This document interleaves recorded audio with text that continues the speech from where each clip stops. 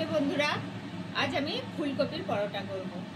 এই দেখুন, ফুলকপিটা এরকম রেখে দিয়েছি আর এগুলো এরকম ছোট ছোট করে করে নিয়েছি। এরকম ছোট ছোট পিস করে নিয়েছি।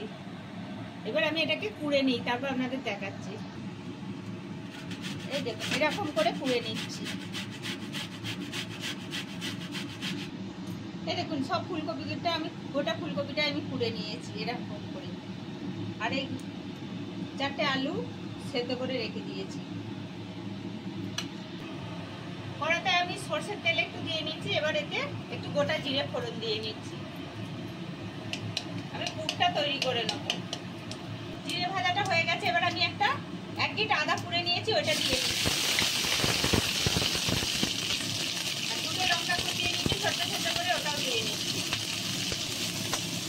এই আদাটা লঙ্কাটা একটু ভাজা হোক। একটুখানি হলুদ দিয়ে নিচ্ছি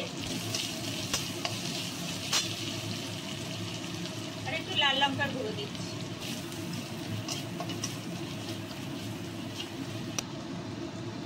আর এটা শুকনো খোলায় জিরে, লঙ্কা, ধনে আর একটু গরম মশলা ভাজা আছে, এটা দিয়ে নিলাম 1 চামচ।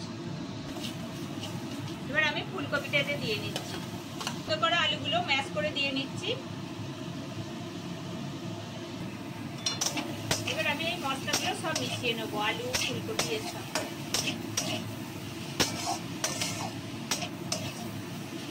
একটু ভালো করে ভেজে নিই, তারপর আপনাদের দেখাচ্ছি। আবার এটা পরিমাণ মতো নুন দিয়ে নিচ্ছি।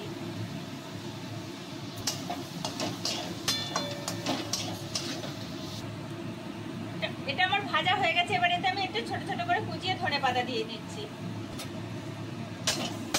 ধনেপাতা দিলে খুব সুন্দর খেতে হয়।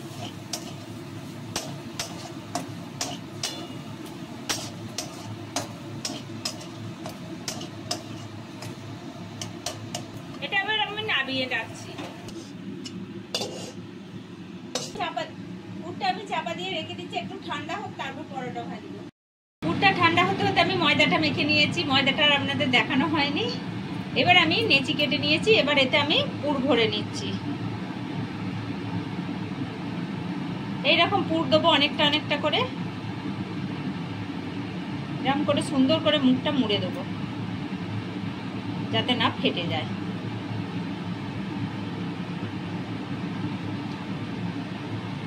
এরকম করে পুরগুলো আমি ভরে নিই, তারপর আপনাদের দেখাচ্ছি।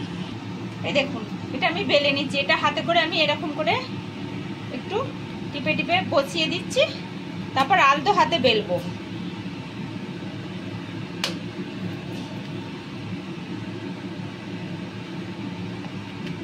এটা খুব বড়ও করব না, খুব পাতলাও করব না, মোটাও করব না। এটা সুন্দর করে গোল করে বেলে নেব। দেখুন, এক পিঠটা এরকম লাল করে ভেজে নেব।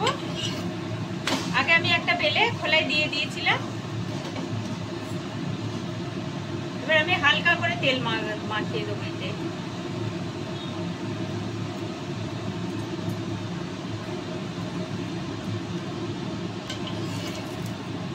এটা উল্টে দিলাম। এবার এই পিঠটা তেল দেবো। এই দেখুন, পরোটাগুলো কিরকম ফুলে যাচ্ছে।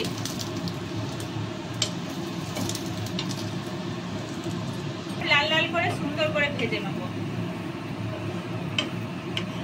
খুব কম তেলে ভাজবো, বেশি তেলও দেবো না, একটু ধীরে সুস্থে ভাজবো।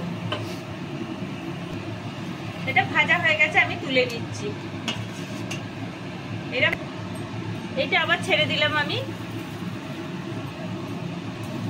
এই দেখুন, আর একটা পরোটা এরকম করে তেল মাখিয়ে দিলাম। এরকম একটু লাল লাল হবে, তবে আমি উল্টে দিয়েছি।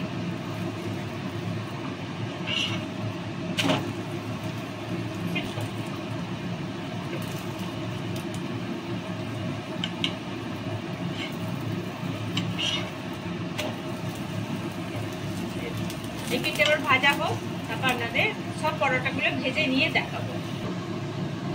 দেখছেন কিরকম ফুলছে পরোটাগুলো।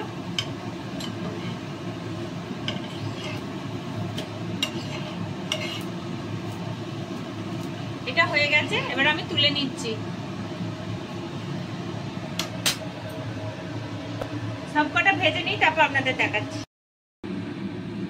পরোটাগুলো আমার সব ভাজা হয়ে গেছে, দেখছেন কত নরম হয়েছে পরোটাগুলো। এবার এরকম যদি গোবি পরোটা ভালো লাগে, তাহলে দেখতে ভালো লাগে যদি, তাহলে একটা লাইক করবেন, শেয়ার করবেন, কমেন্ট করেন, আর সবাই মিলে সাবস্ক্রাইব করবেন।